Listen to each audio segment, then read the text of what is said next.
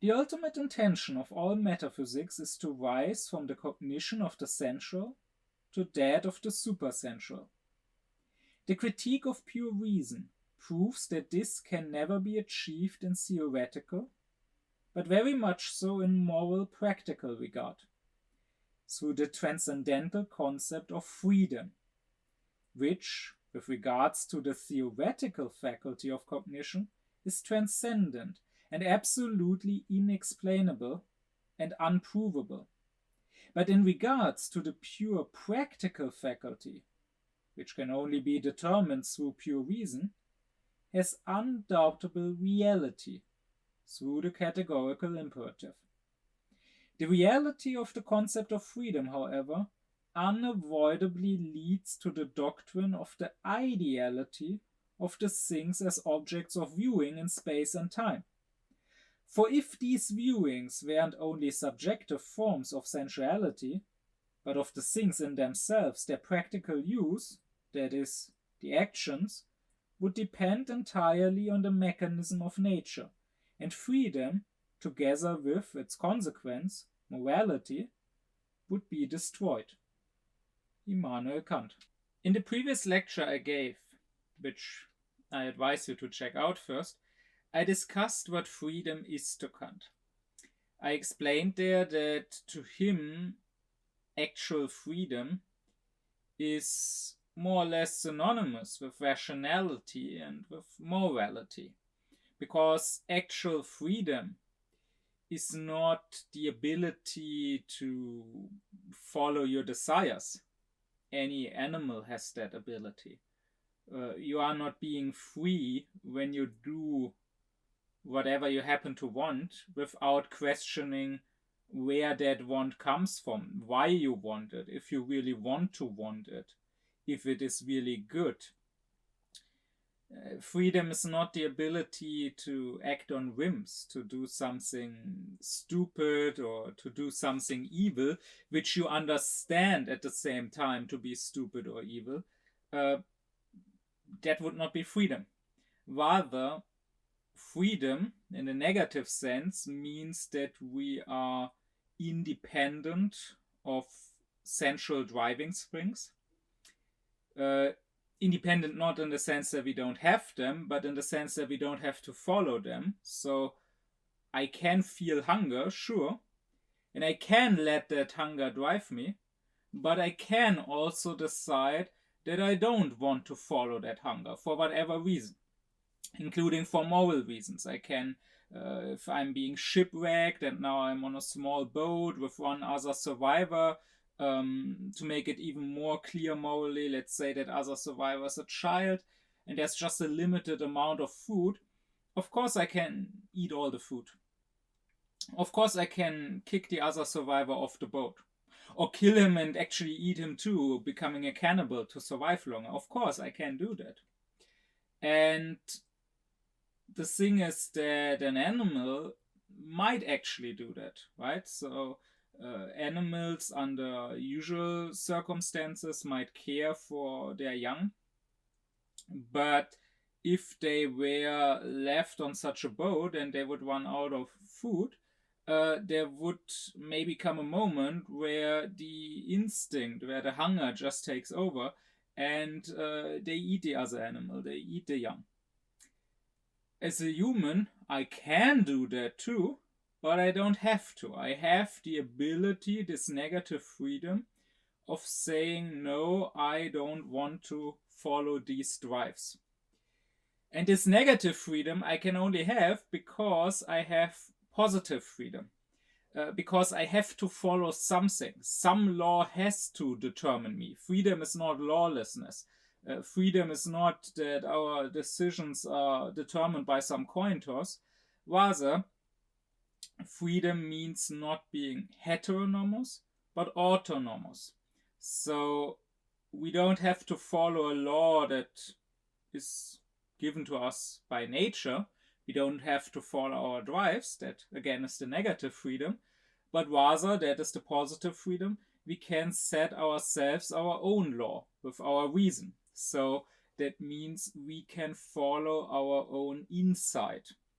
we can act according not to our drives, but according to our concepts of good and evil. If I understand something to be evil, I can refrain from doing it simply because I have understood it to be evil. And if I understand something to be good, I can do it simply because I understood it to be good. And that is freedom. So freedom, rationality, morality, they are basically one and the same. Now, again, I explained all of that in more detail in the previous lecture. The thing is, someone could problematically agree with everything said in that lecture and still deny that human beings have free will. Because what I gave here is just sort of the definition or the description of what freedom is. And someone could say, yes, okay, that is right. If we had freedom, it would be this. It would be the ability to act according to what we, through our own reason, understand to be good. But we don't have that ability. Maybe we can think about what would be good or not, but the mere thought cannot motivate us to actually act according to it. In the end of the day, we will still act according to our drives. Somebody could claim that. What was said about freedom so far was really analytical. So remember, I gave my own lecture about it, about how synthetic judgments a priori are possible. That to Kant, all our judgments are either analytic or they are synthetic judgments. The analytic judgments are explaining judgments.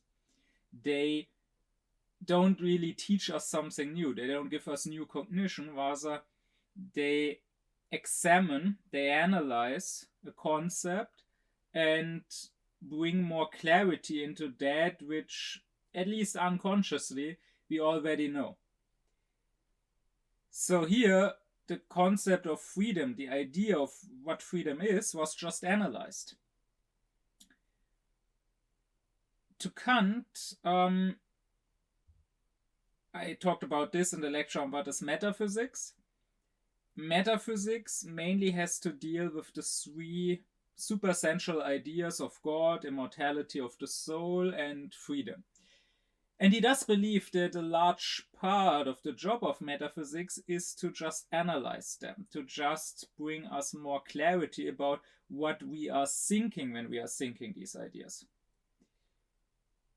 But it is very important to him that through merely analyzing them, we can neither prove nor disprove them.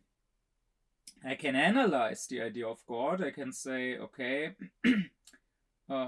thinking of God involves thinking of a holy being. It involves thinking of an eternal being. It involves thinking of an almighty being. It involves thinking of an all-knowing being. And if you are not thinking these things, you're not really thinking God. Like if you're thinking of something that is limited, that is not almighty or not all-knowing, then that is not God. And that is all fine and good. And even the atheist has to agree with that. I mean, even the atheist, when he denies God, has to know what he is denying. If he doesn't know what God is even supposed to mean, then he cannot decide whether it's real or not. So likewise, you can analyze the concept of freedom and you can say freedom has to be about rationality, about morality. And if you don't understand it, you simply aren't talking about actual freedom. You simply don't understand what freedom is. You are maybe talking about this superficial liberal concept of freedom, about having the freedom of a turnspit. If you just want to follow your drives, you are no more free than the drug addict who gets the drugs that he actually wants. If you understand what actual freedom would imply, you understand that it implies rationality, that it implies morality. But the question remains, is there such a thing as this freedom? And that, as with the other two supersensual ideas, God and immortality of the soul, cannot be proven by a merely analytic judgment. To really learn something new, to really have a new cognition, to really expand your knowledge, you need synthetic judgments, which Kant actually also does call expanding judgments. Now, the thing is that there are synthetic judgments a posteriori, so synthetic judgments from experience. But clearly, they don't teach us anything about the supersensual ideas, because we can't have experience of God or of the immortality of the soul, or of freedom for that matter. We don't experience it. We can think it, but we cannot experience it.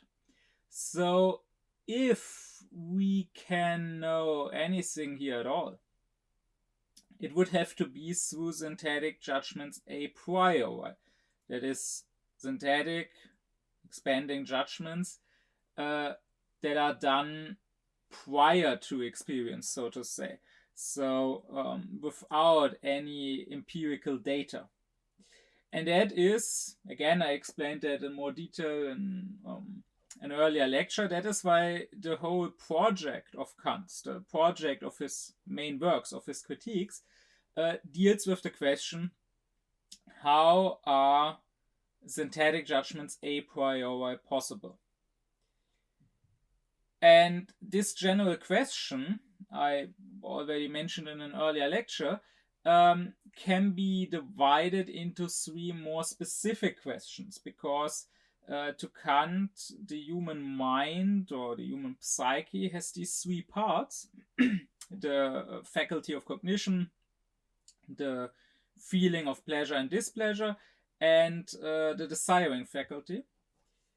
And therefore, we also have three kinds of judgments. We have logical judgments that deal with truth, aesthetical judgments that deal with pleasure, and practical judgments that deal with action, how we should act.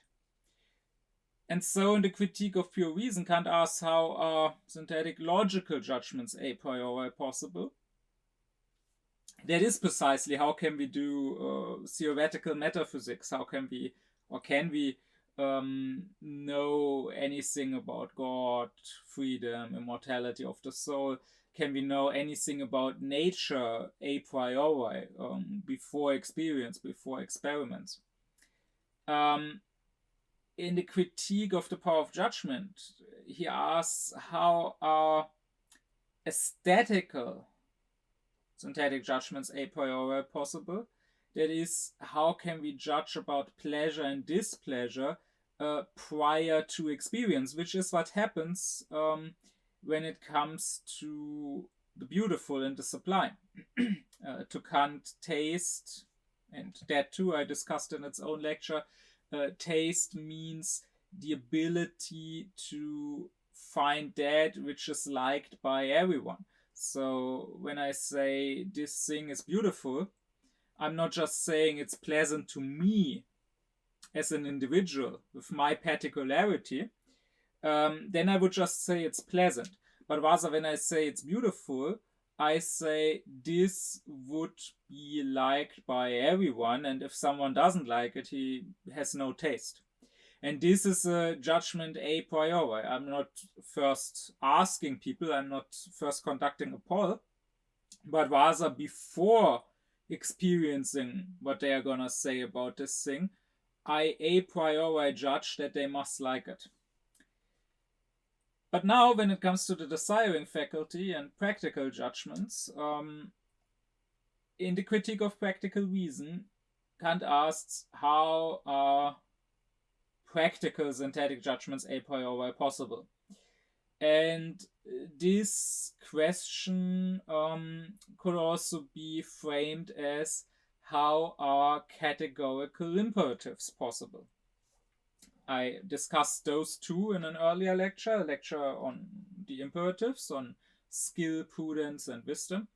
And I explained there that our reason gives us certain, let's say, directives for how we should act, what would be rational actions. And there are these hypothetical imperatives that say, if you have this or that goal, the best course of action for reaching that goal would be this. But only if you have that goal. If you don't have that goal, you also don't have to take that action. You don't need the means if you don't want to reach this end.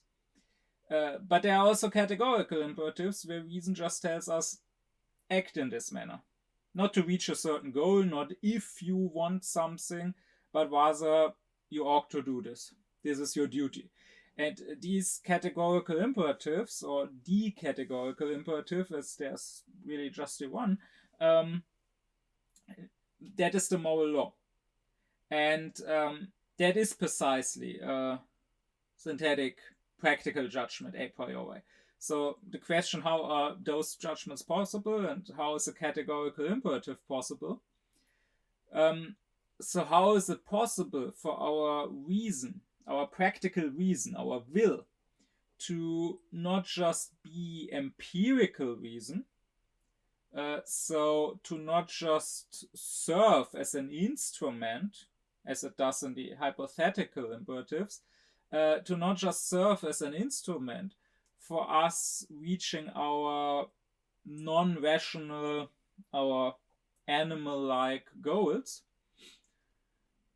but rather how is it possible for reason itself to set a goal, to tell us what to do? How is autonomy of reason, so reason giving itself its own law, how is that possible? That's basically the question that Kant asks in the Critique of Practical Reason. And therefore this critique is sort of parallel to the critique of pure reason, but in a way things are turned upside down here, because in the critique of pure reason the result that Kant reaches is to say that we can use empirical reason. So we can, when it comes to cognition, to finding the truth, we can use reason and apply it to our experience, as we do in natural science. And it can help us understand nature, understand the world of our experience better. This is an immanent use of reason. So reason being immanent, staying inside the borders, the limits within which it should stay. But if we try with speculative reason to go beyond the limits of experience, to, so to say, fly into the ether, outside of the realm of nature, outside of that which we sensually can experience, as we do in metaphysics, as we do when we speculate about those three ideas of God, freedom, immortality of the soul, our thinking becomes empty. We can make up all sort of things, and we cannot disprove them. If these thoughts don't contradict themselves, then they are logically possible, so we don't see why they couldn't be true, but we also don't see why they could be true. We cannot say anything about them, and therefore theoretical reason, when it goes beyond the limits of experience, stops being immanent. It becomes transcendent, transcending the borders which should limit it. Now, when it comes to practical reason and the critique of practical reason, the result is kind of just the opposite. Here, Kant shows that practical reason needs to be pure practical reason.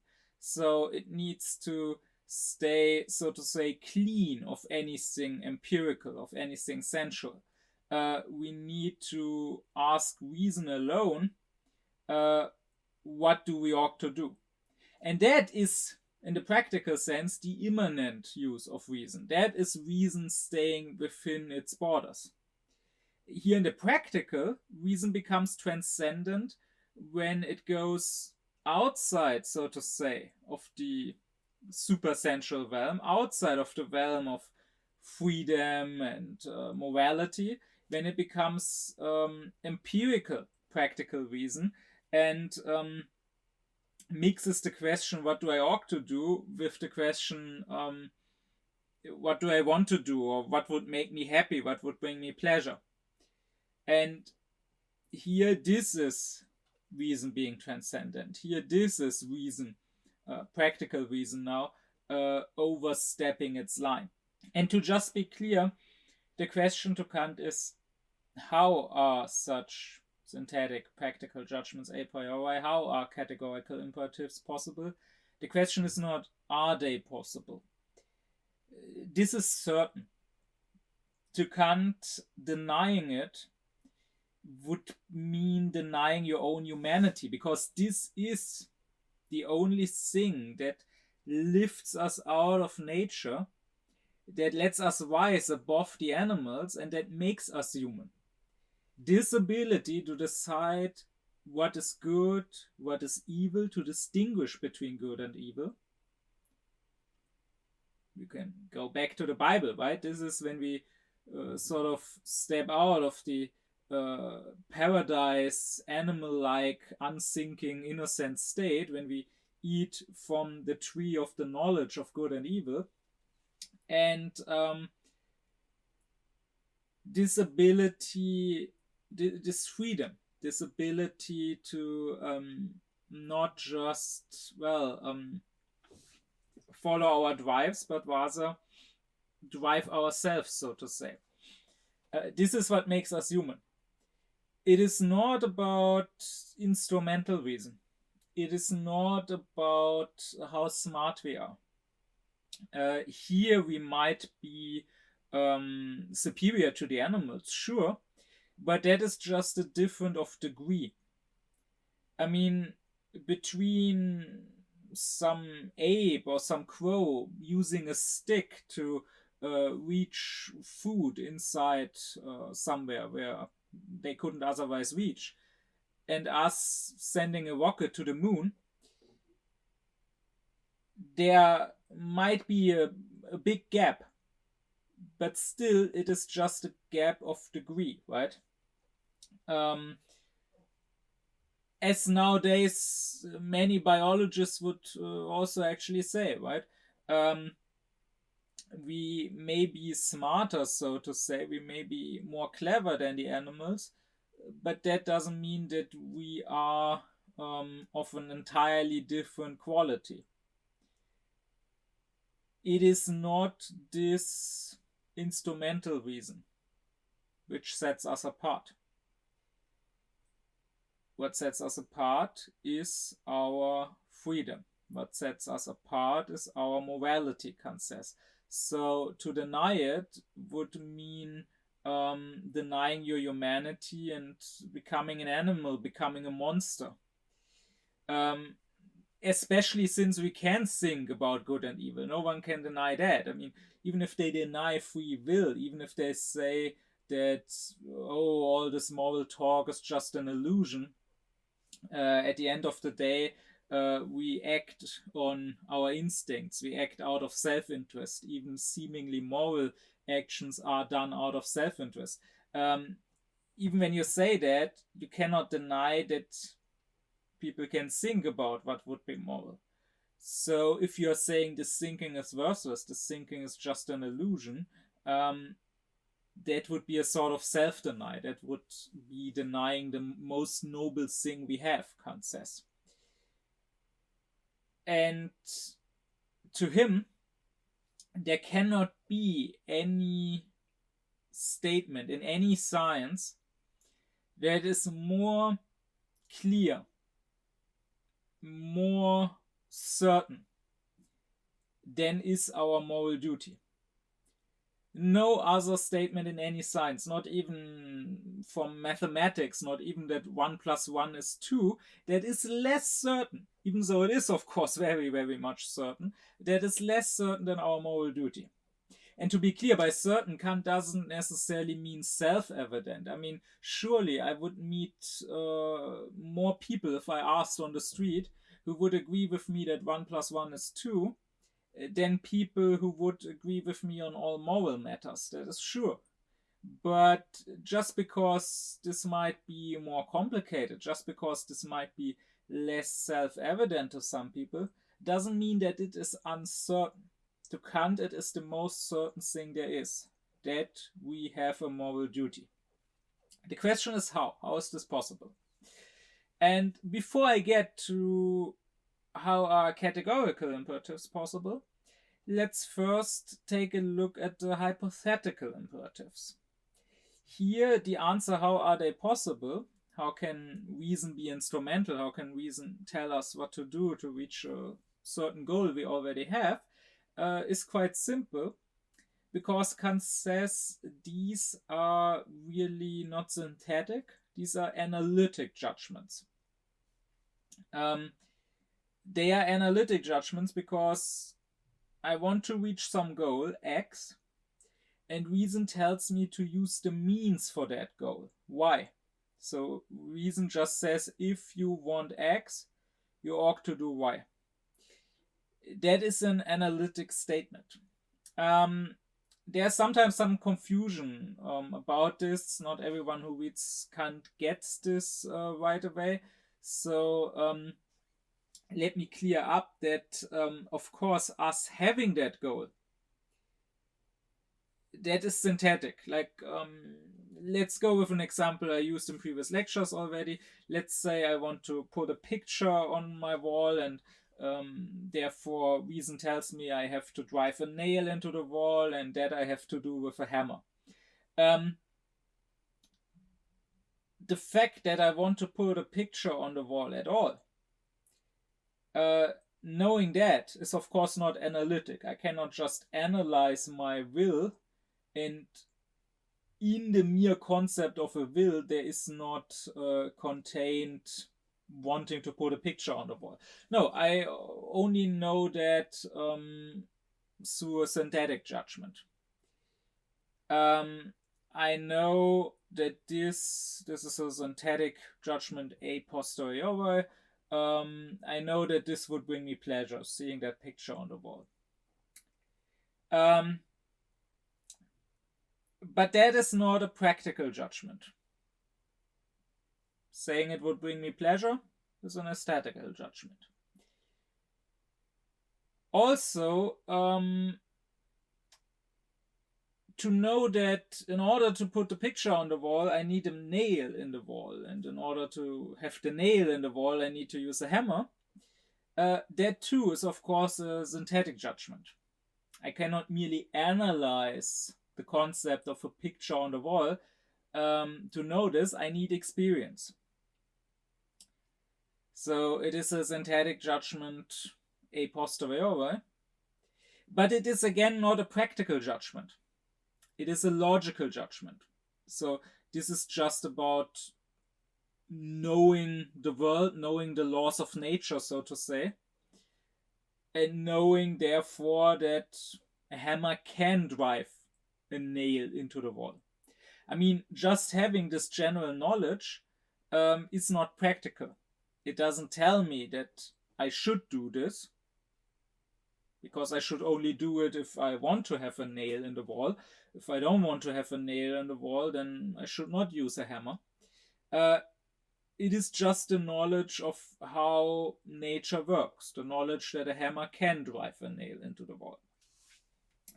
So there are synthetic judgments involved. Me wanting the picture on the wall, me knowing that you can put up a picture with a nail that you drive in with a hammer. But now the actual practical instruction, the hypothetical imperative, more precisely a problematic hypothetical imperative, advice of skill that tells me use a hammer to drive a nail into the wall, that is analytic. Because if I already know I want to have a nail in the wall, and if I already know I can drive a nail into the wall with a hammer, then when I ask myself the question, okay, what should I do now? The answer is just analytical. The answer is, well, in order to reach that goal, you know which goal you have. You know you want a nail in the wall. You need to use the means that lets you reach that goal. And you know which means you need to use for this goal. You know you need a hammer. Kant says the hypothetical judgments are analytic in general because they all say if you want to reach the goal X, whatever X may be, you need to use the means that lead to that goal. You need to do Y, whatever, once again, Y may be. Finding out what X and what Y are, that is synthetic, but that is not practical as such.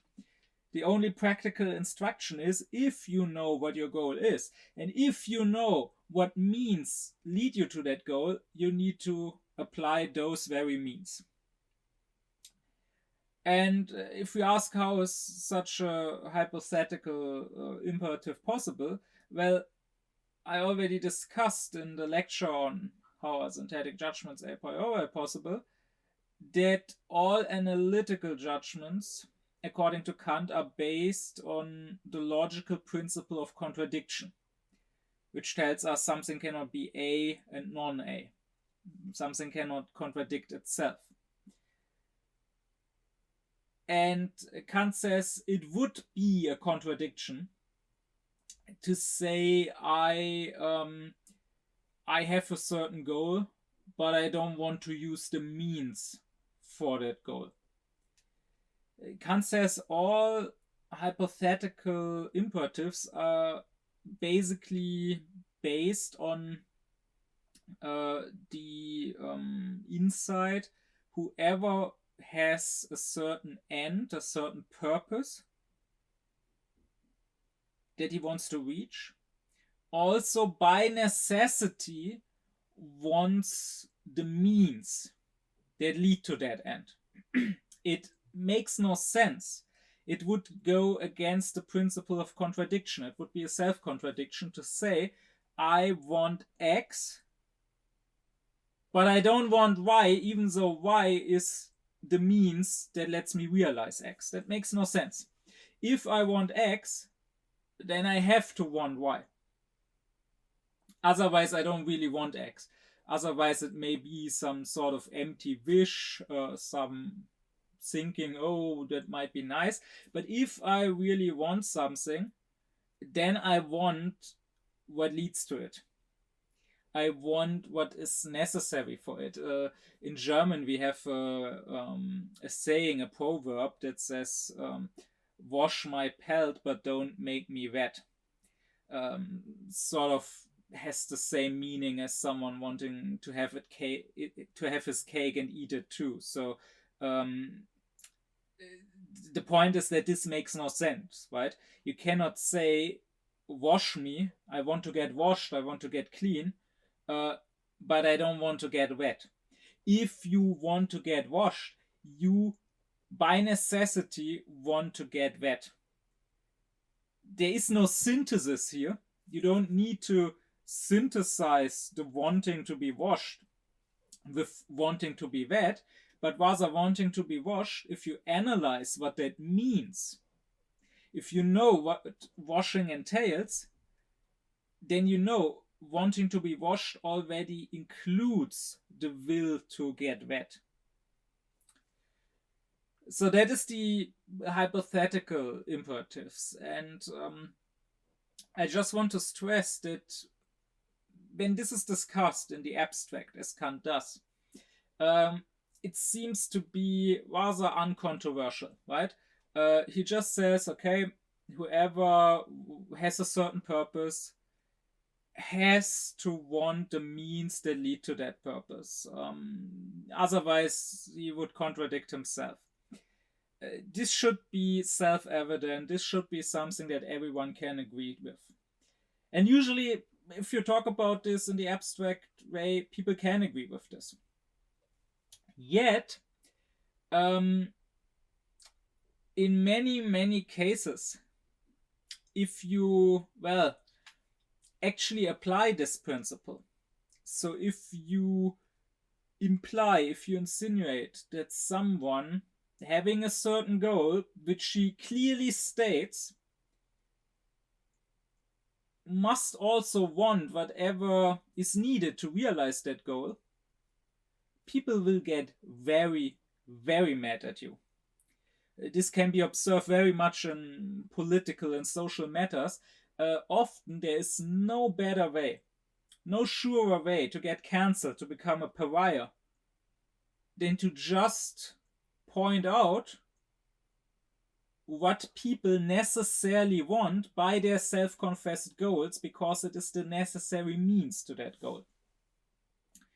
So, for example, here in Germany, for years and years now, and especially in about the last year, there's been a lot of discussion about refugees, and many people saying they don't want Germany to take in any more refugees. Well, those people want to murder refugees. They want to kill thousands of people.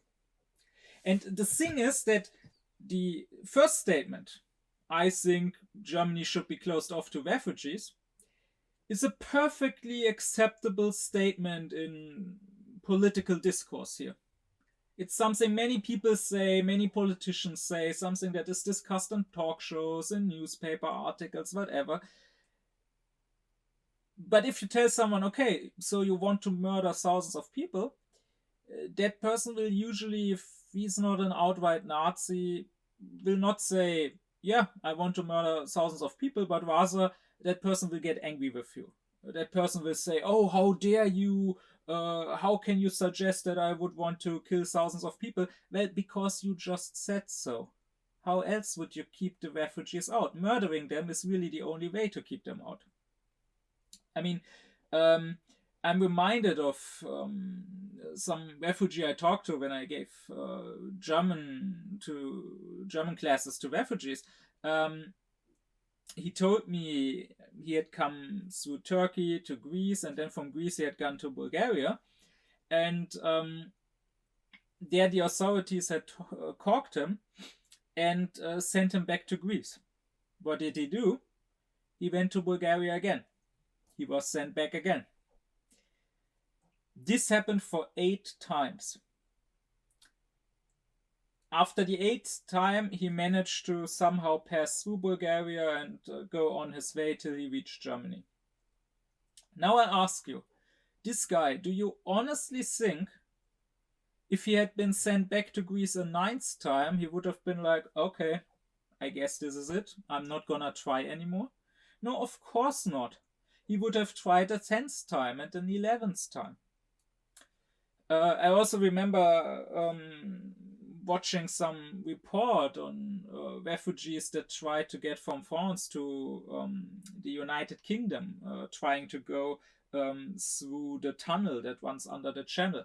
And it is fenced off, the area, by a several meters high fence. And they interviewed some refugee who had tried to climb it and had actually fallen down, broken both of his arms. But in the interview, he was already saying, as soon as my arms are better again, I will try again. Even so, there was, of course, the chance that he would fall down again and maybe this time break his neck.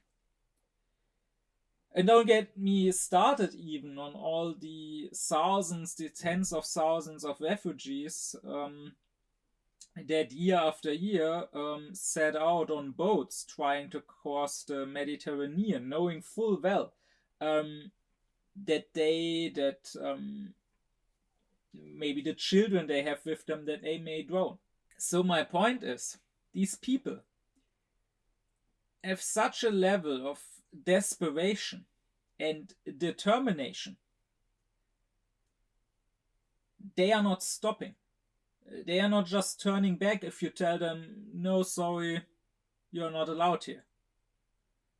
So if you don't want them, there's really only one possibility. All of Europe has to be one big bastion, surrounded by fences, by walls, by barbed wires, and there have to be people guarding the borders, shooting anyone. If you don't shoot these refugees, they will keep trying. So don't tell me you don't want refugees and then be offended if I say the quiet part out loud. You want to murder these people. Simple as that. I mean, they already are being murdered in the Mediterranean or in African countries like Tunisia or Libya, that the European Union is paying to, well, we don't really know to what, right? We don't really want to know, at least. We just tell them, take our money and keep them away from us. And of course, they are sent to prison camps with terrible conditions. They are driven back into the desert, but we don't look too closely what's happening there. Or likewise, when people say they are against slavery, let's say, they are against exploitation, they are against child labor. In the case of most people, my answer is no, you are not. Stop lying.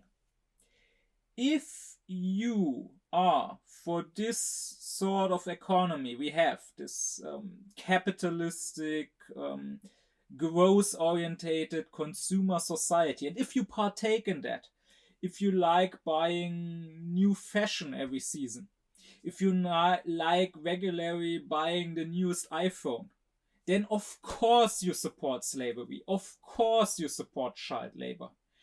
This cannot be done in any other way.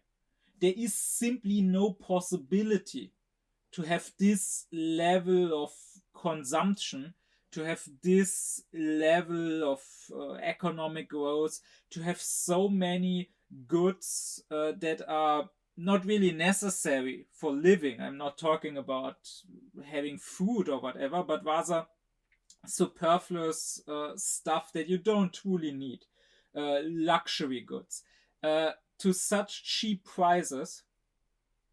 That's not possible without exploitation. That's not possible without modern day slavery. That's not possible without child labor. So if you go and consume, if you go and buy useless stuff made in China that you don't really need from Amazon, then you have a purpose and you clearly want the means that lead to that purpose. And there is only one means by which that purpose can be achieved. And that one means does not involve human rights. That's simply a fact. Or last example, which is especially controversial to say here where I live in Germany, but of course also in other places in the West still. If you say that Israel is an apartheid state, or if you say that Israel is committing genocide, you get accused of being an anti-Semite. But here's the thing. Israel has made it very clear that it doesn't want a Palestinian state. There has been a vote about this in the Knesset, in the Israeli parliament. And none of the Zionist parties, I'm not just talking about the ruling parties, I'm not just talking about the right-wingers. No, including the left-wing Zionists, including the Social Democrats, none of them voted against this. Against this motion saying we are against the Palestinian state. So this is not some conspiracy theory, right? This is not some mad accusation. This is their official policy. They don't want a Palestinian state. And of course, they also don't want to integrate the Palestinians into their state with full equal rights, because there are about as many Palestinians as there are Jews living in that land. So that would mean the end of Israel as a Jewish state if there was no Jewish majority anymore. Well, but the Palestinians exist and they live there, right? So, by applying simple logic, if there is this people and we don't want them to have their own state or to be equal citizens of our state, well, what is the means to achieve that goal, to prevent Palestinians having their own state or being part of our state? I only see three possible means. Anyone who finds that anti-Semitic is welcome in the comments to point out a fourth mean. But all I see is either the Palestinians stay, but without citizenship, either in Israel or in a state of their own, without equal rights, therefore, that would be called apartheid. I'm sorry, that's just the definition of what apartheid is. Or the Palestinians are driven away into Egypt or somewhere. That's ethnic cleansing. Or the Palestinian people as such is eradicated. That would be genocide. There simply is no fourth possibility here. If you don't want them to have a state, whether a state of their own or a state shared with the Jews, then you are for apartheid or genocide. Maybe you don't like saying so openly. Maybe if someone else says it, it hurts your feelings. But that is the fact. That is what reason says. If you have a purpose, you necessarily want the means that lead to that purpose. If you were not okay with the means, you would let go of the purpose. Otherwise, you would be contradicting yourself. You would go against the principle of contradiction.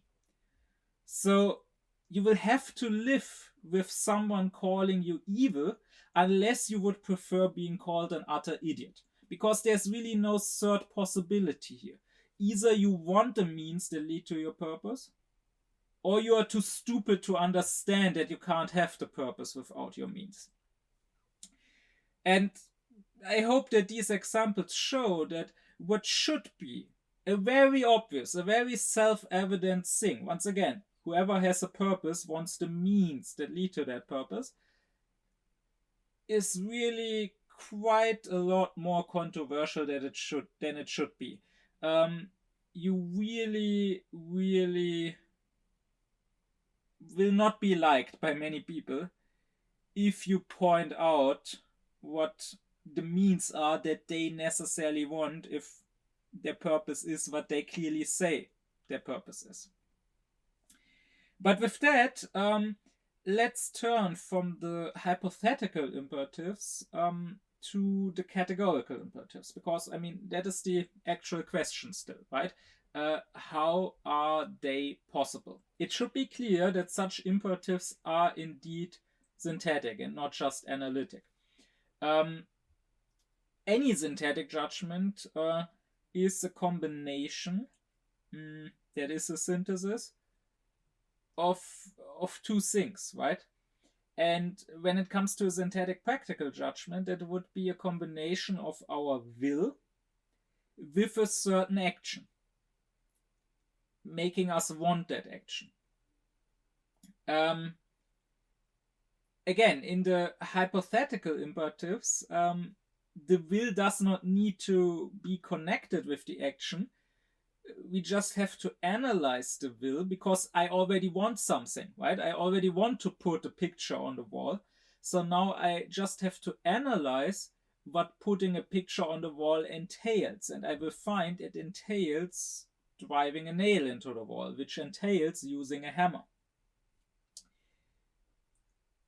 So here the action is already included in the will, because I already have a specific will.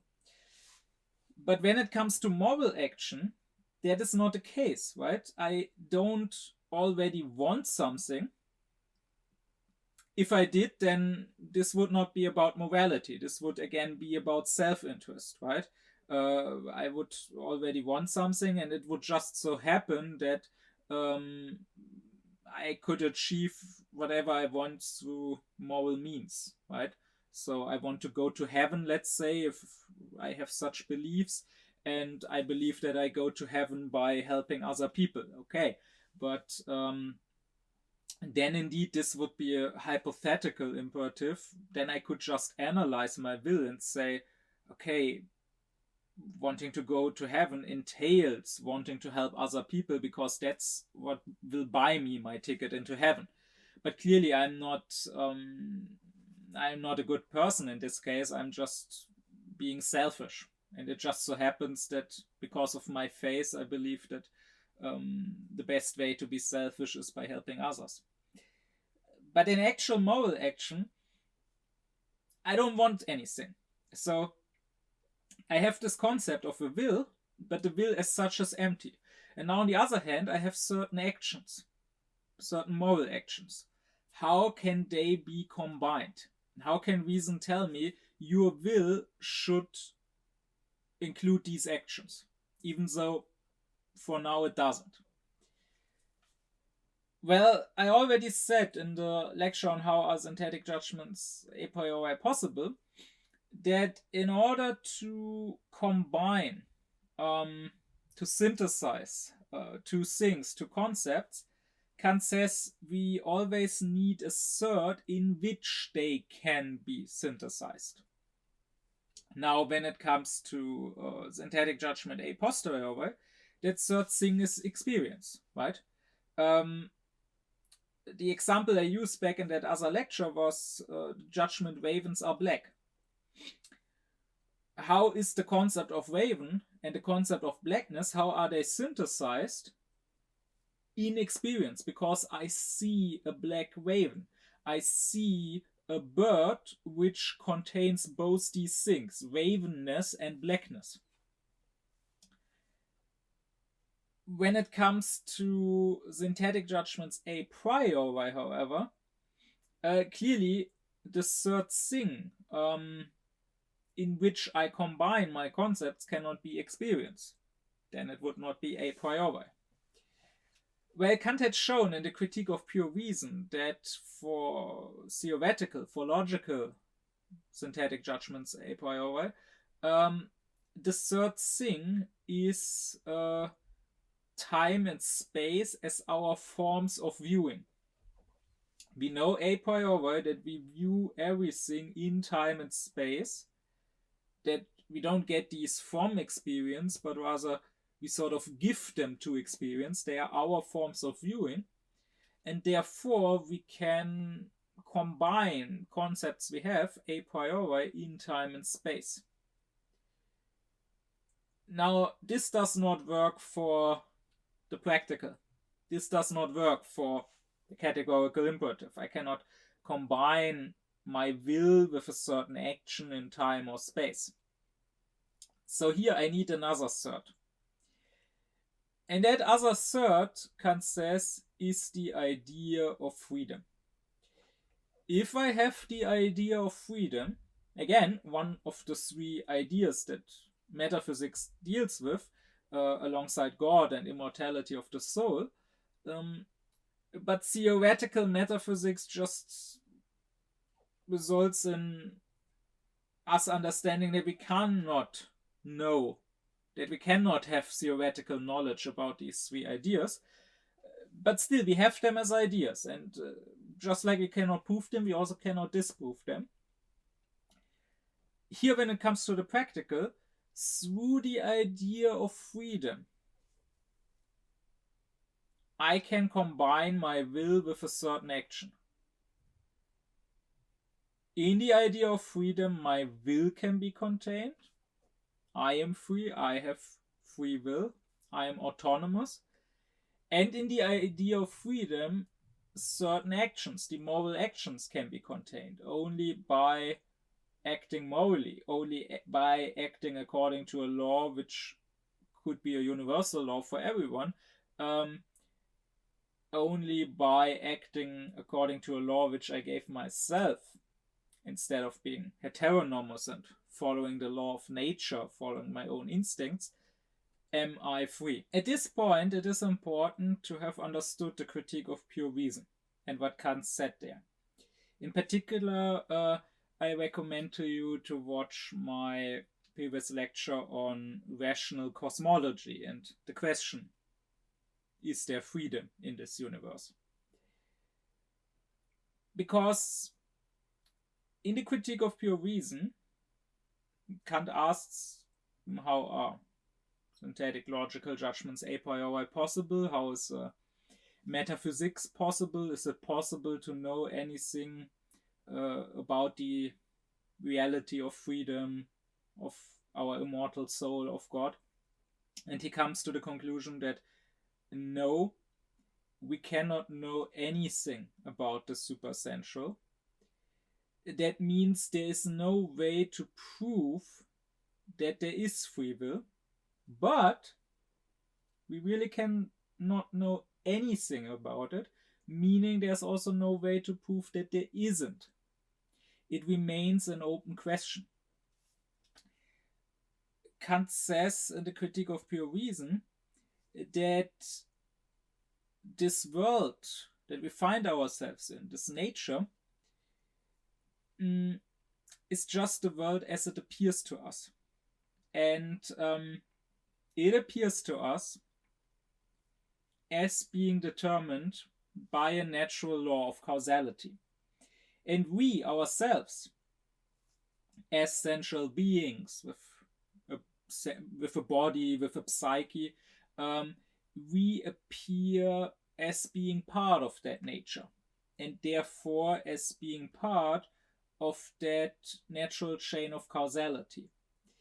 Meaning, all our actions, all our thoughts appear to be caused by something that came before.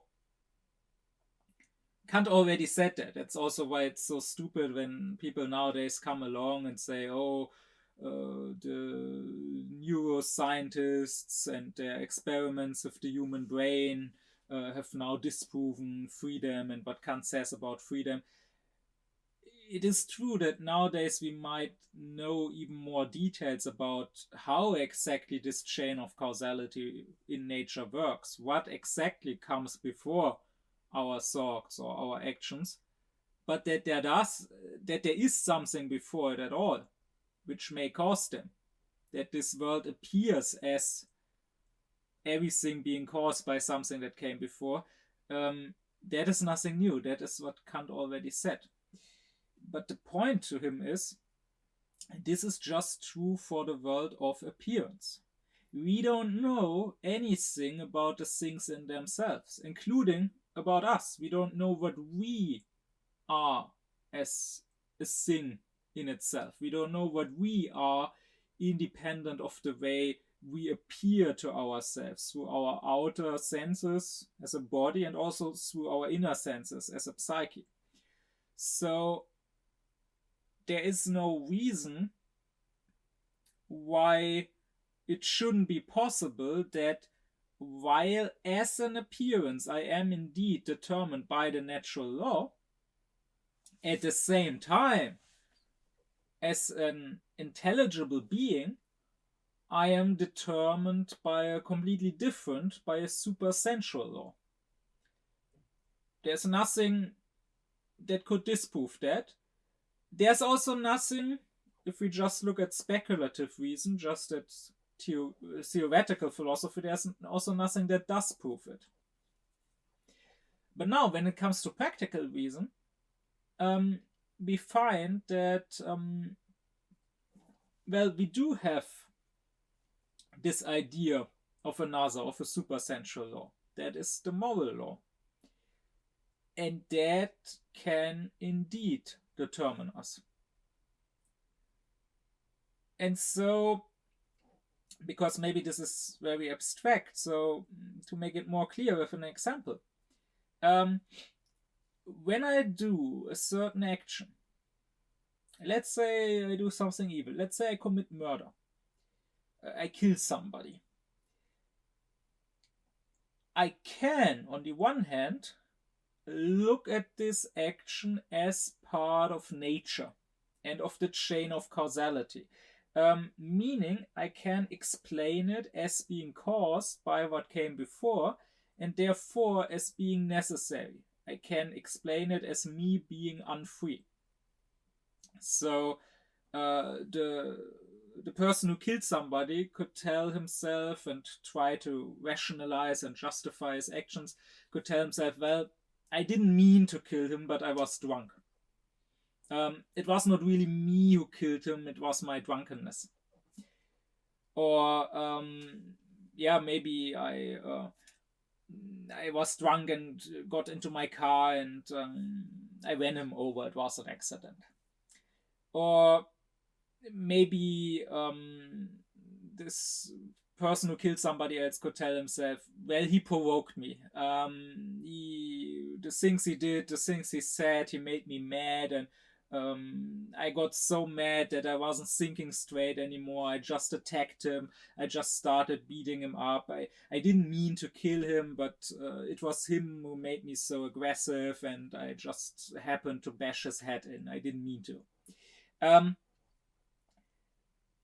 So someone could try to explain his actions as necessary, as being caused by something else. And he could try to tell that to his own conscience. But if he has a conscience at all, if he's not completely rotten to the core, he will not really be satisfied with that. He will not really be able to completely make his conscience shut up and to completely get rid of his feelings of regret or guilt. He will not be able to help another voice in him saying, okay, yeah, maybe you were drunk, maybe you didn't plan to run that person over, maybe as such your action was not free, was caused by your drunkenness, but then you should not have gotten drunk. That is your fault. That is what makes you guilty. You should not have gotten drunk and gotten into that car while drunk. Or maybe a voice in his head will say, okay, yeah, maybe that other guy provoked you, but you should not have lost your temper like that. You should not have allowed him to provoke you like that. Or maybe the voice will also say, come on, you knew yourself. This is not the first time someone provoked you. You are always overly aggressive. You're always easily provoked. You're always getting into fights. It had to end with somebody getting seriously injured or killed someday. You should have done something about this sooner. You should have maybe went to do some anti-aggression therapy or whatever.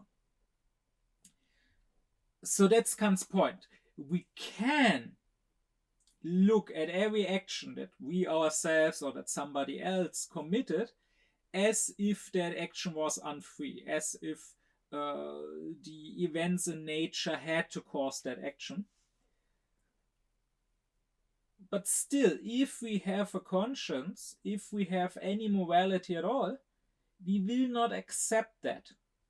We will always say, no, you or I myself should have acted differently. No matter how many causes there may have been for that action, they are not a justification. They don't take your guilt away. Despite all those causes, you should have acted differently. And that, Kant says, implies freedom. Because a should necessarily implies a could. It makes no sense to tell somebody you should do this or that is your duty, if we believe that he cannot do it. Like, we wouldn't tell somebody it is your moral duty to live forever. You are not allowed to die. This would just not make sense, because we know that this is not in our power. If we tell somebody, including especially ourselves, if we tell somebody, you should do that, or you should have done that, you shouldn't have done this, then whether we want to or not, we are implying that he could have acted in that way. We already believe that he could have acted in that way. If we truly didn't believe that it was possible for him to act in a different manner, then we wouldn't tell him you should have. Like, that's exactly why we don't tell animals that they have done evil, they have acted wrong if they hurt somebody. Like if a shark attacks you and bites your leg, tears your leg off, you don't tell that shark you shouldn't have done that. Rather, you tell yourself, I shouldn't have gotten into the water with the sharks. Because here, we clearly understand that the animal has no freedom, that the animal just follows its drives. If we tell somebody you shouldn't have done that, we already believe that he could have prevented himself from doing it. A shall implies a could, and therefore morality, moral duty, implies freedom.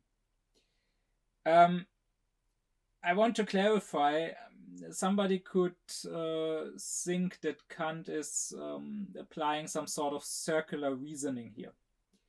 And Kant himself already noted that somebody could misunderstand him in that way, because it could sound as if Kant was proving freedom through morality, saying, well, we have a moral duty to do something and to don't do something, therefore we must be free,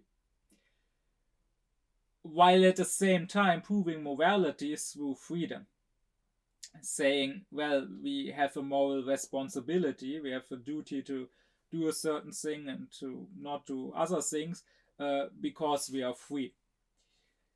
And this would, of course, be circular, but that is not precisely Kant's point. Here it is important to distinguish between what in philosophy has been in the past called the ratio essendi, so the reason of being, and what has been called the ratio cognoscendi, so the reason of cognition, the reason of knowledge, right? So the reason why something is the case and the reason why you know that it is the case. So let's say I ask you, how do you know that you have eyes? And you tell me, well, I looked into a mirror and I saw that I had eyes. And then I ask you, okay, and how were you able to look into a mirror and to see your own face and to see your own eyes in that mirror? And you would answer me, because I have eyes and through them I can see. This sounds circular, right? But it is in fact not. Because the eyes are the reason of being, of the seeing. Meaning, since you do have eyes, you can see, including seeing yourself in the mirror. You don't necessarily have to ever see your own eyes, right? And therefore, you also don't have to know that you have eyes. Like, if you didn't have eyes, or if they didn't work, if you were blind, you could not see at all, and you could not see your own image in the mirror. But on the other hand, seeing your image in the mirror is the reason of knowing that you have eyes, because you understand that it is only possible through the eyes. So you don't have to know that you have eyes. You don't have to see yourself in the mirror. I mean, imagine you lived in a world without mirrors and without anybody else seeing you and telling you about your eyes. Like, you're alone on a lone island and there are no mirrors. And imagine there's also nothing else that can serve as a mirror. Like, imagine water was not reflecting your image. In that case, you would not know that you have eyes exactly. I mean, you could maybe feel your face, you could feel that there's something here, but you would, for example, not know what your eye color is, or that there even is such a thing as an iris that has a certain color. So just because you have eyes and you can see through them, it doesn't necessarily mean that you ever realize that you have them and that you see through them. But when you do, on the other hand, see your eyes in the mirror, which is only possible because you have them, then it can make you understand that you have eyes. It can prove to you that you have eyes because you saw them. There's nothing circular about this. One more analogy. Let's say a woman gets pregnant, therefore she misses her period, and her missing her period makes her realize that she's pregnant. Again, this may sound circular. If I ask her, why did you miss your period? She tells me, because I'm pregnant. And if I ask her, how do you know that you are pregnant? She tells me, because I missed my period. It may sound circular, but it is not, because she's not saying that missing her period caused her to be pregnant. She was pregnant anyways. The causation only works in one direction, right? Being pregnant caused her to miss her period. But missing her period caused her the knowledge of being pregnant. It made her realize that she is pregnant, because it made her realize, okay, something happened, I missed my period. It must have been caused by something that causes probably me being pregnant.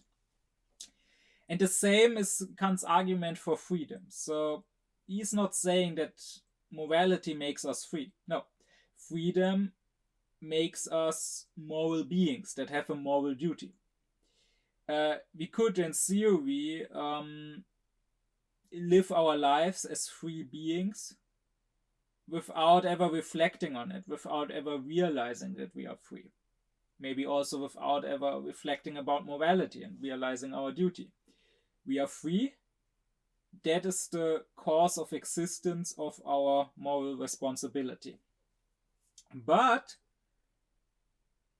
we would probably never realize that we are free if it wasn't for that exact moral responsibility. Only because of that do we actually start to realize our freedom. Because the moment I realize I have a duty to act in this manner and to not act in this manner, or maybe the moment I realize, oh, I shouldn't have done what I just did, it was wrong, I should have acted in another manner, that is the moment when I realize that I have freedom, because otherwise this should or shouldn't would not make sense. So that is Kant's argument for freedom. The argument is basically that if there is a fact X, and that fact can only be explained in a certain manner, Y, and this manner, this Y, cannot be proven any other way, but it can also not be proven to be impossible, so it could potentially be real, then that proves Y, right? If there's X, and X can only be under the condition Y, and there's nothing proving that Y is impossible, then Y is real. that is basically the argument. So Kant is saying that we do have practical freedom. That is a fact. I talked in the previous lecture on what is freedom. I talked about different concepts of freedom, and to Kant, practical freedom basically means that in the course of our lives, we find in ourselves this ability to not be slaves to our drives, to act against our own drives. As I already said, take hunger. You find in yourself the ability to resist your hunger. Even for other than moral reasons, like you're on some diet or you are fasting because of your faith, but also especially for moral reasons. As I said, you're on this boat after shipwreck with somebody else, and you understand that it would be wrong to take all the food for yourself. So despite having hunger, you refrain from eating. That is practical freedom. Practical freedom is a fact.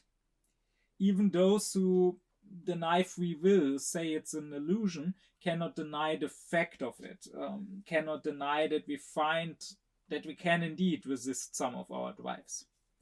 Now Kant asks, how is this fact possible? We could frame it in the basic question of transcendental philosophy. What is the condition of the possibility of this? And he says, practical freedom, this fact we know from experience, implies transcendental freedom, implies our ability to start a new chain of causality, to not be part of a chain where, for example, the hunger causes me to eat, and I'm not free in this action of eating because it was caused by what came before, but rather to start my own chain, where I myself am the first cause, because I give myself, I have autonomy, I give myself the moral law. This transcendental freedom is implied by the practical freedom. And once again, the critique of pure reason had shown that when it comes to speculation, to theoretical considerations, there's no way of proving this transcendental freedom. There's no way of proving that we are not just part of the natural chain of causality, but can start our own chain. But there's also no way of disproving it. And so, since we find practical freedom is a fact, since this fact cannot be explained except through the idea of transcendental freedom, and since that idea can not be proven, but also not be proven to be impossible, we now have reason to say that this transcendental freedom is in fact real. So Kant says we can prove the reality of our idea of freedom, but we can only prove it in a practical manner, meaning we can only prove it through morality. If we have a moral duty, we must be free. We do indeed have a moral duty, so we are free, but it means that, on the other hand, if you deny morality, you have no reason at all to believe in freedom. It would be completely irrational, because there would be no good reason for it, to believe in freedom if you deny morality.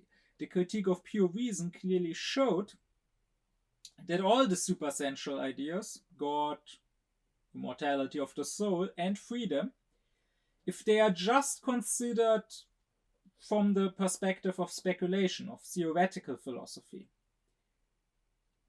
there is not a single thing that speaks for them, that proves them, that even proves their possibility, that even proves that they are likely. Nothing. There's also nothing disproving them, but there's nothing proving them.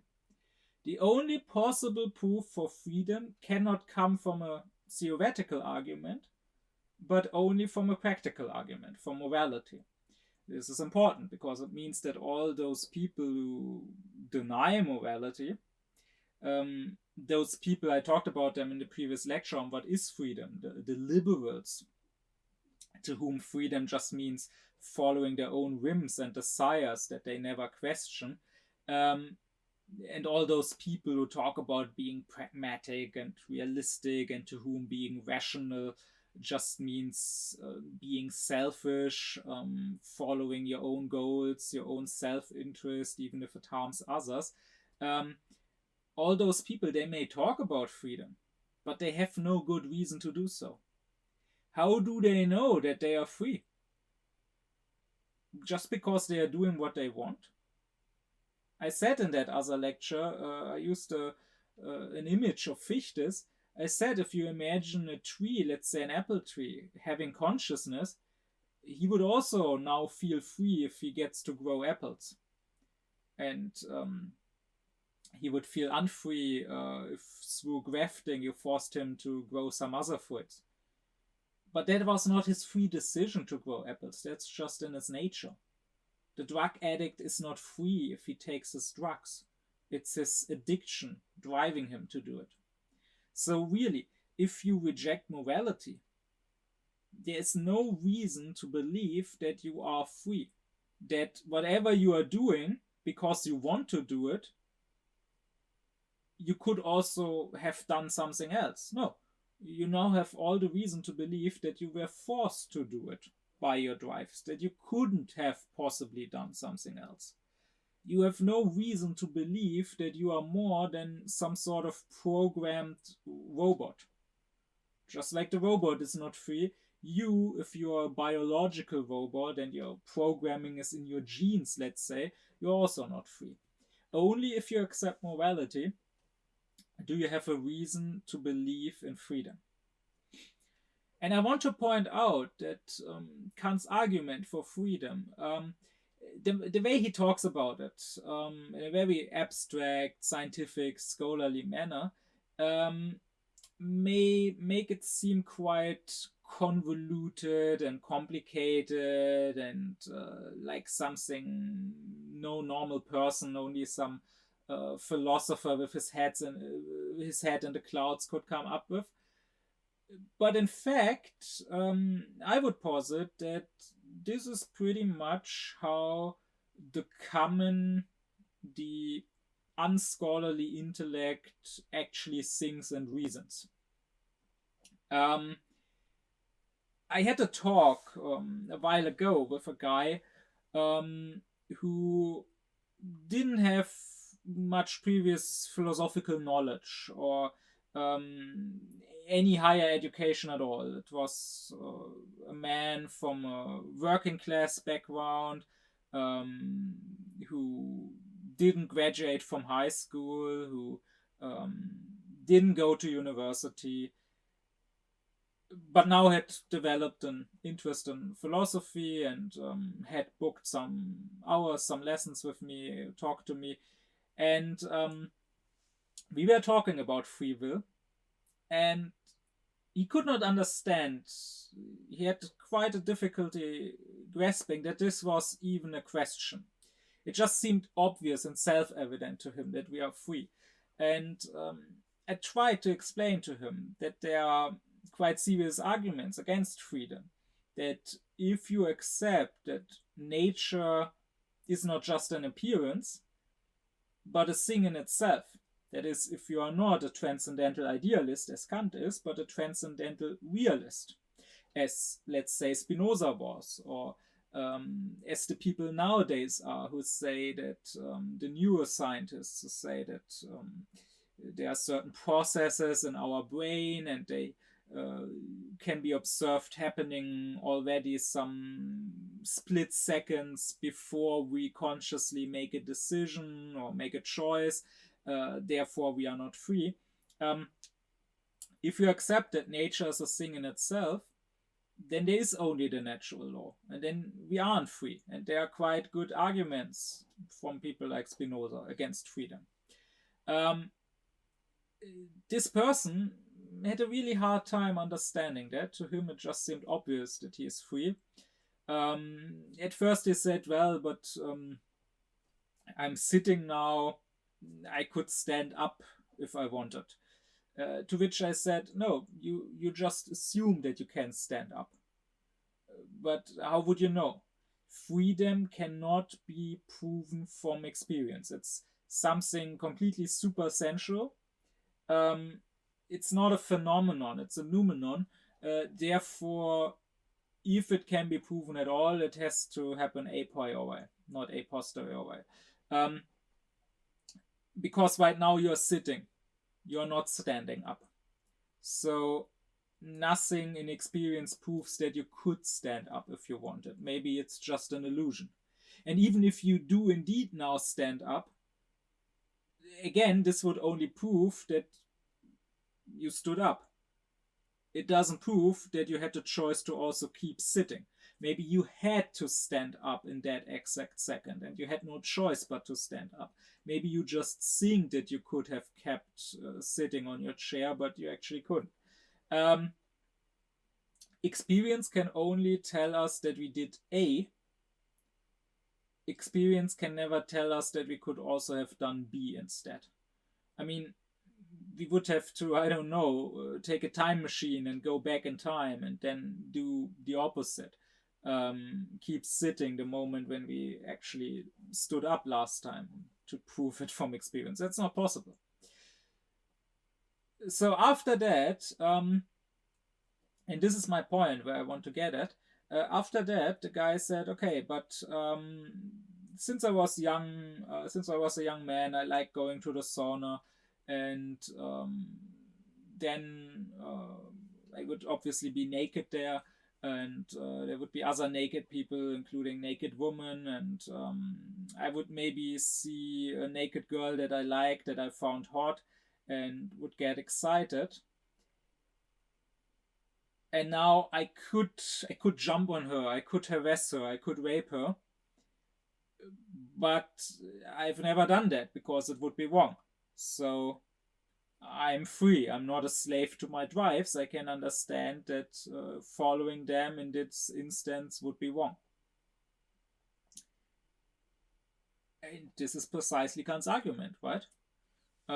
He is saying, I have a certain drive from my nature. I understand that following it would be wrong, that I should not do that, that I have a moral obligation not to do it.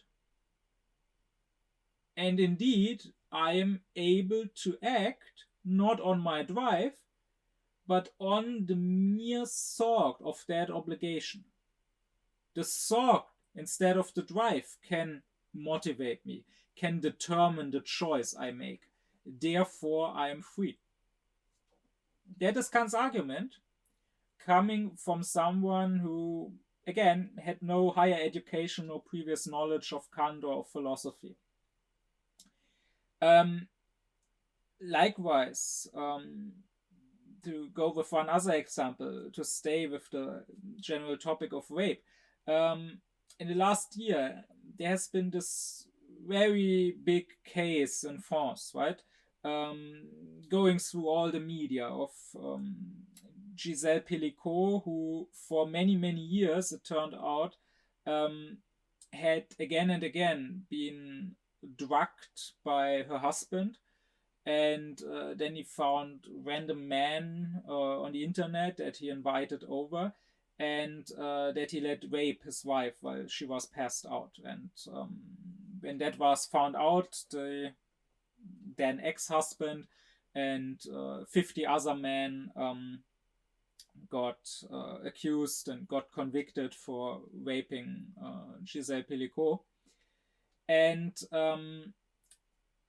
in some article on that court case, I read that the ex-husband had explained in court that he himself, as a child, I think when he was like 9, or if I remember right, he himself as a child had been abused and raped.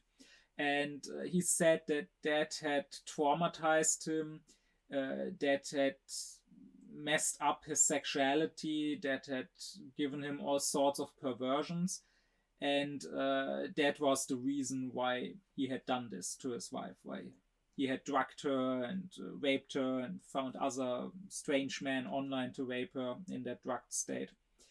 And I mean, to be sure, maybe he just made that up in the hopes that this story would lead to a milder verdict, to him being punished less harshly.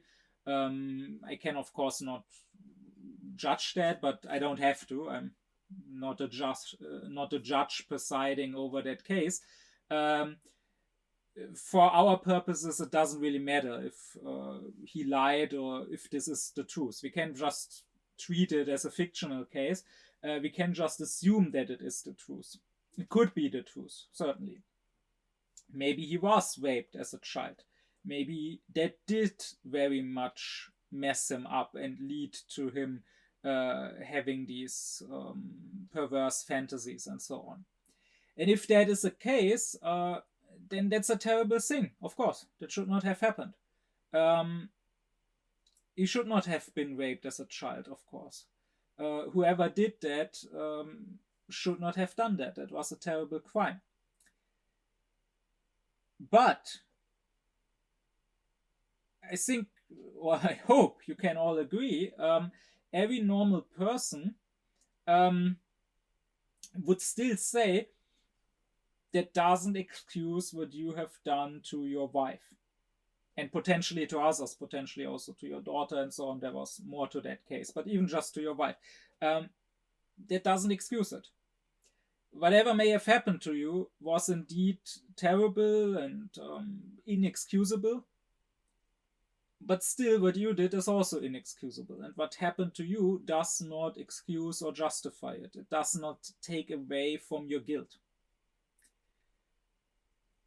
And this is again exactly what Kant is saying. He's saying when we do something, so in this case, when this husband raped his wife, we can always look at nature, look at experience, look at the world that appears to us, and find something earlier that may have caused this action, that can serve as an explanation for that action. So yeah, we can say, okay, he raped his wife because he himself was raped as a child. That makes sense. And it indeed does make sense on some level, sure. But no matter how much sense it makes, no matter how terrible the things that might have been done to him, at the same time, we cannot help but saying, and still you should not have done that. However strong the causes that may have caused your actions, you should have resisted them. Like we would say, okay, maybe what happened to you as a child traumatized you, maybe it gave you perversions, perverse drives, fantasies of raping women. If you could not deal with that, if you could not resist them yourself, then you should have tried getting therapy for that. You should have tried to talk to somebody about it who could have helped you. Like, maybe it's not your fault that you could not deal with it on your own, but then you should have sought out help. The point is, no matter how strong the cause for an action, for a wrong, an evil action, we will always end up saying, you still should not have done it, therefore implying you still had the freedom to not do it. This means, Kant says, that out of those three necessary ideas that human reason contains, that human reason has to come up with, and that interest us so much, God, immortality of the soul, and freedom, freedom alone is the one idea that can indeed be proven to be real. But, as the other two, it cannot be proven to be real with theoretical, with speculative reason, but only with practical reason. So that also means for Kant that we cannot know anything anymore about this idea of freedom and its reality, then what is necessary for our practical, our moral acting in this sensual world. So we can know that we are that we are free because we ought to act morally and therefore we need to be free. But we cannot really know what is freedom, how exactly freedom as such is possible, especially how freedom is possible in a limited creature, because in a being such as God, who is not limited, okay, it would be fine to think of God as free. That would make sense. What could possibly determine God and limit God and make God unfree? But we, as limited beings, we have a cause, right? We did not cause ourselves. We did not bring ourselves into existence. We were brought into existence by something else. Whether you say that God created us, or whether you say that we are the result of some natural process, but there is something that came before us that is our cause of us existing at all. How then is that cause not also the cause of our actions? How then, if us existing was not a free act, can we still be free? That cannot be answered, Kant said. This goes beyond the limits of our reason. All we can answer through morality is that we are free. But that is also all we need to know, right? To act in a moral manner. All the rest, those are just speculative questions that we might find more or less interesting, but we don't need answers here. And Kant also points out that this is actually not so unusual, but rather that any basic power, any basic force in the world cannot further be explained or understood. This also goes for the forces of nature, like gravitation, Kant says. We can understand that there is gravitation, we can understand how it works, how it pulls things towards the earth. But at the end of the day, we will reach a point where we just have to accept, okay, this is a thing. There is gravitation, there is freedom, and we cannot further ask for another why, for another how is this possible. There is a point where our understanding, our reason just reaches its limit and cannot understand why something is and not nothing.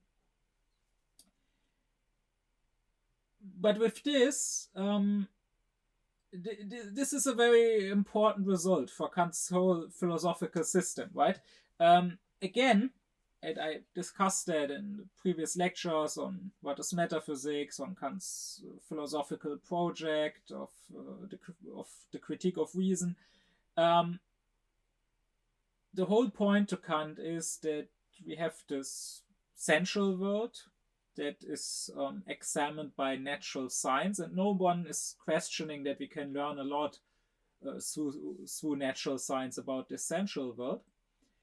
And then there's the supersensual world, the world of things that don't appear to us, that don't affect our senses. So the intelligible world, the world of things that we can only think but not view, because they don't appear in time and space. Things such as God, immortality of the soul, or freedom. And metaphysics tries to learn, to have knowledge about these things. And the question to Kant is that possible? And if so, how? The metaphysicians that came before him, and that is why Kant calls them dogmatic, just assumed it is possible to know the supersensual and then started reasoning about it, started coming up with arguments for this or that. And Kant, that is what critique of reason means to him, examines our reason's ability to go beyond experience. And in the Critique of Pure Reason, he finds that when it comes to mere theory, independent of our practical actions, we cannot go beyond experience. Our speculative reason cannot reach the supersensual. We cannot prove and we cannot disprove anything about the things in themselves. Well, now it turns out, Kant says in the Critique of Practical Reason, that practical reason does allow us to have some cognition of the supersensual, does allow us to expand our knowledge in some way beyond the boundaries of our experience. Mainly, it can prove that we are free, but also when it comes to the other idea, like the soul, here I advise you to go back to my lecture on rational psychology. And the question, do we have an immortal spiritual soul? I discussed there that Kant examines what can we know about our soul.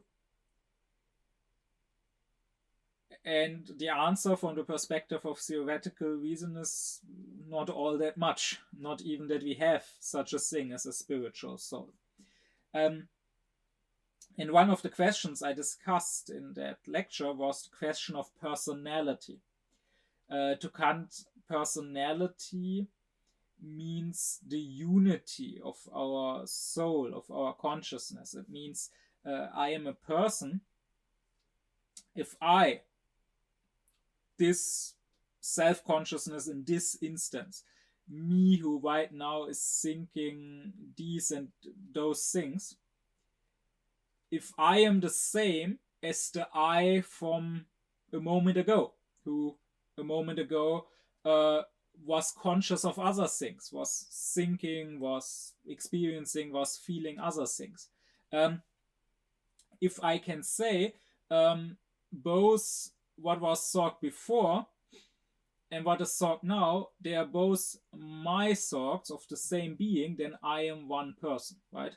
If they are thoughts of different beings, then there's no one personality. I can say that my neighbor felt something a minute ago, but he felt it, not me, so we are not the same person. And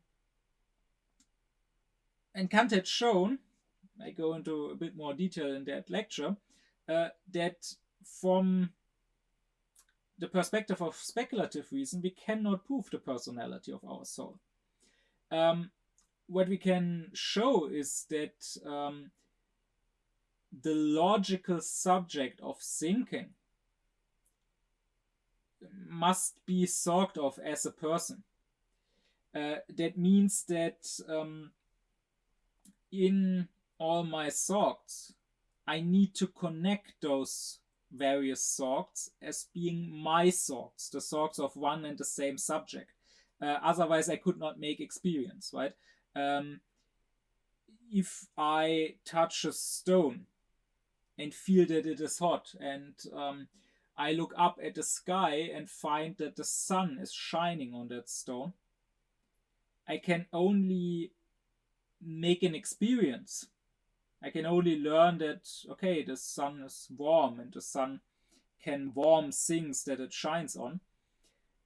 Meaning I can only connect these two perceptions, the warm stone and the shining sun, into one experience if I say they are both my perceptions. They have both been perceived by the same subject. So, yeah, I can show that the unity of the logical subject is a necessary condition of experience.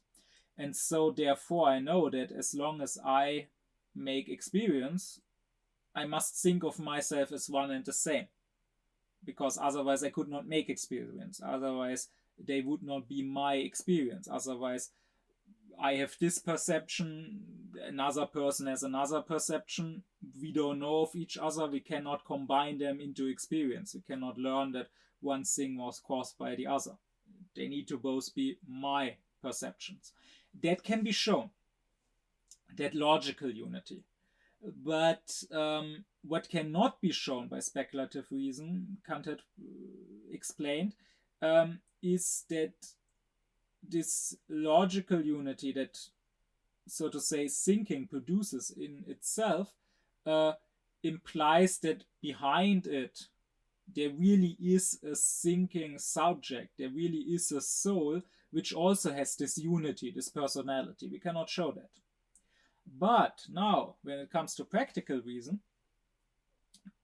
we can show that we have personality, Kant says. Because if personality is the unity of the soul, of the consciousness with itself, then personality in the practical sense means responsibility.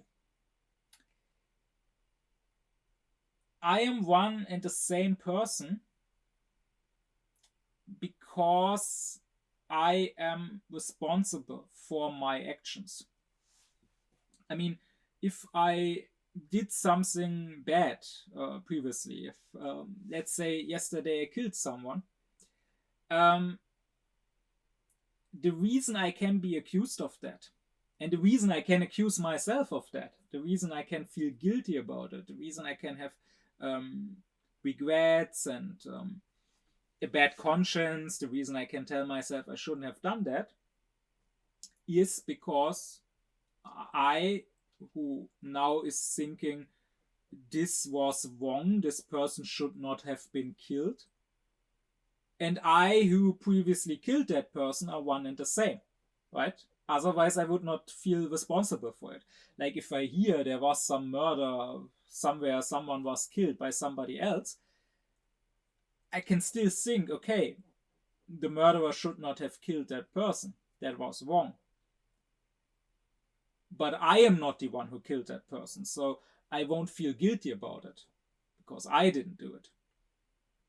Only because the one who thinks I shouldn't have done that, this was wrong, and the one who did it is the same person, only because of that there's responsibility. So in the practical, we do find that we have personality. We do find that we have, so to say, one soul that is always one with itself and therefore can be judged for its previous actions. But again, what is very important to Kant, what Kant stresses, is that yes, with practical reason we can beyond the boundaries that the critique set for speculative reason. With practical reason we can take, so to say, some steps beyond nature, beyond the realm of experience, into the supersensual realm, but only some steps. We can only get as far as we need to get for practice, for our practical moral acting here in this sensual world. We cannot know more. So for the soul, that means that this doesn't prove that we have an immortal soul, right? I can only say, as long as I find myself to be responsible for my previous actions, so long I am indeed one and the same person.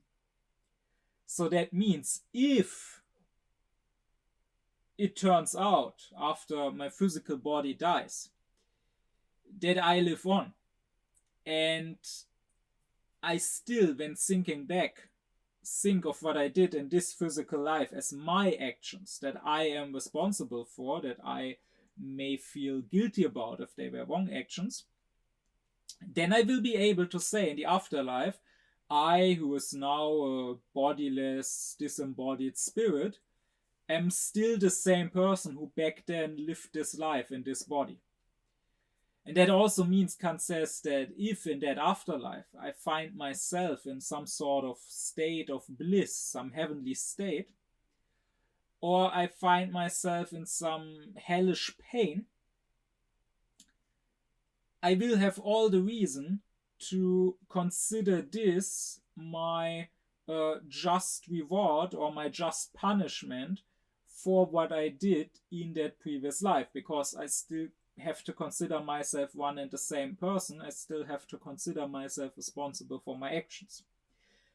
But that this will happen, that after the physical death, I will still have a consciousness that finds itself identical, one and the same person, responsible for the previous actions, that I cannot know, that I cannot prove, not just by speculative reason, but also practical reason, cannot prove that. So again, with practical reason, we can take some steps beyond nature into the supersensual realm, but we can only go as far as is necessary for our moral acting, not further. And this is also why the doctrine of morals, if it is taken only as such, is still immanent, Kant says. Is still reason, even though it's not empirical reason, it's pure practical reason, staying, so to say, in this world, in the sensible world, in the realm of nature. The doctrine of morals can become transcendent if it is viewed as the doctrine of religion. So if we start saying that not only do we have a moral duty, not only is there a moral law that gives us a duty, but rather there is a holy lawgiver, a divine lawgiver that gives us this law. And only if we start saying that not only do we have a duty here in this world, but rather we will live on into another world where we might get rewarded or punished according to whether we did our duty or not. Only then would the doctrine of morals turn into the doctrine of religion, and only then would it turn from immanent to transcendent. And Kant stresses that this would actually not change anything in the material sense. So it would not change our actual duties, what we ought to do, what we ought not to do. It would not change our actual actions. Like a completely moral person that is an atheist and a truly religious person would not act differently in daily life. They would both lead a virtuous life. The difference would be a formal one. The difference would be in how we are thinking of our duties, whether we think of them as coming just from our own reason and being the duty we just set for ourselves as moral beings, or thinking of them as at the same time, while we still give them to ourselves, also being the commandments of a holy divine being which is constantly watching us and is judging us, so that we have to act in a conscientious manner, which is what religion means to Kant. It is this formal difference that differentiates morality from religion. And whether there is rational grounds for religion, for making the immanent teaching of morality into a transcendent teaching of religion, that is what Kant deals with in his philosophy of religion.